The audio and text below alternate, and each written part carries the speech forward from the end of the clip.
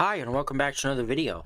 And today, I will be talking about the Arizona 2026 governor election, where we finally have had some really news within. Even though we're kind of a year out, I do want to deliver small updates on 2026 governor races and the Senate races. So this is actually going to be a very competitive race, which is why I'm going to be talking about. It is one out of the two that's going to be very competitive. The other one being the New York governor race, which I'm also going to be taking close a look at. And I've also released a video about Governor Kathy Hochul getting some sort of primary challenger. So if you want to watch that video, you can. But I'm going to be talking about this new candidate who looks like the frontrunner for the Republican nomination to go against Katie Hobbs. Because obviously, Katie Hobbs is going to get the Democratic nomination. She is the incumbent governor, and she won very close last time, about almost 4 years ago now, in 2022. So, Andy Biggs, he just jumped in the race about a couple days ago, which I saw, and I've been meaning to make a video about this. Okay, so it looks like this poll actually came out today. Excuse me, this article came out today. So the new poll finds Andy Biggs is in the lead in 2026 Republican gubernatorial primary. So, it says the next Arizona Republican gubernatorial primary election is more than a year away. Posters are already gathering snapshots on how votes are leaning. U.S. Representative Andy Biggs, who represents Arizona's 5th congressional district, is in the lead according to poll receipts Friday. Last week, Biggs filed a statement of interest for the position. Initially, he indicated he was just exploring a run and would take his time to determine if he'd throw his hat in the ring. So it looks like Andy Biggs is officially in. What 2026 Republican primary election survey found, researchers found Biggs holds an early lead in the potential GOP gubernatorial primary against two other prominent Republicans, Arizona Treasurer Kimberly Yee and Karina Taylor Robinson, a businesswoman who lost to Kari Lake in the 2022 Republican primary, who was endorsed by Donald Trump. And interesting fact here, because I remember this race, Taylor Robinson was actually endorsed by former Vice President Mike Pence, and then you had Kari Lake, who was endorsed by President Donald Trump. So you had two interests of big people in the Republican Party. Obviously, Kari Lake won, and she went up to face Katie Hobbs, and she lost to Katie Hobbs. So survey results showed Biggs led 31.7 compared to 12.4% for Taylor Robinson and 7.4% for Yee. So obviously you have Robinson trying to once again win the nomination. It looks like, though, she's having a little trouble, as you have Andy Biggs with this big lead over Taylor Robinson.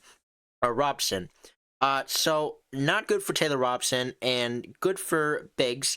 What do I think so far? Well, I do think that Andy Biggs will probably get the nomination, as we've really only had even just one poll out here on 538. You have, for the first poll of 2025, you have the Governor Arizona Republican primary.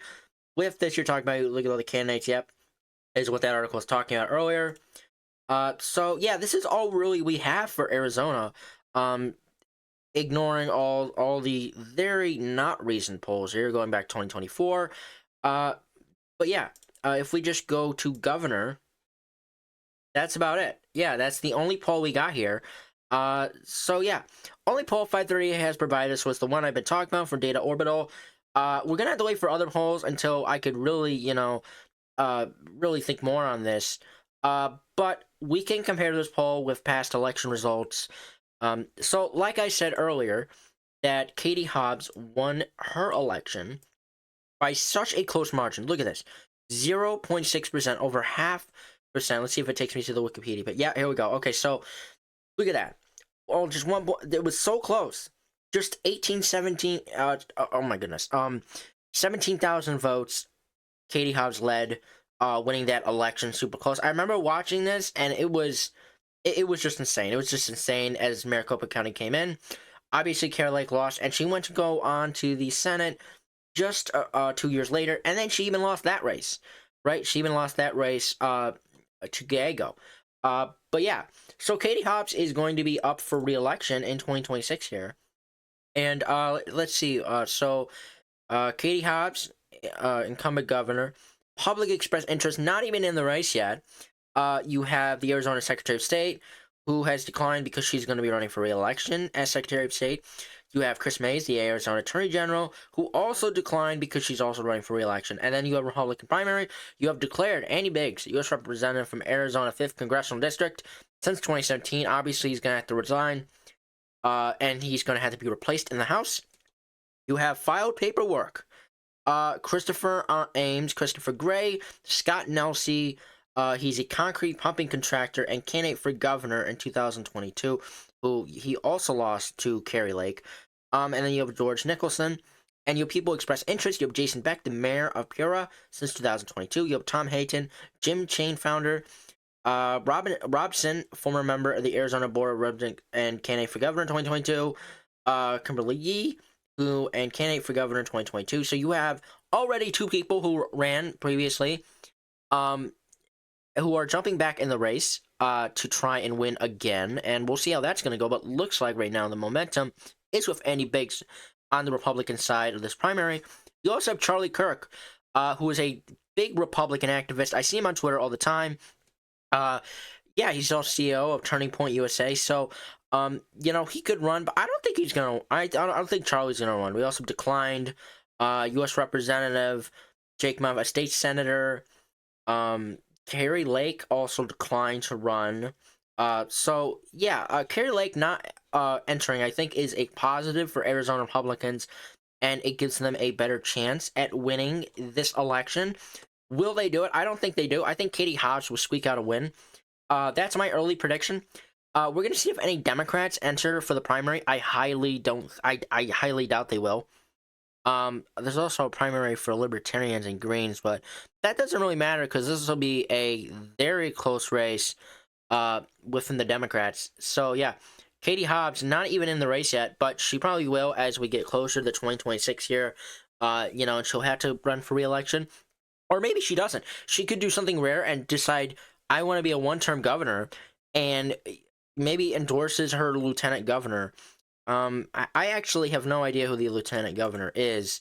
Let me see here. Governor seated by, doesn't it? It's supposed to say her lieutenant governor.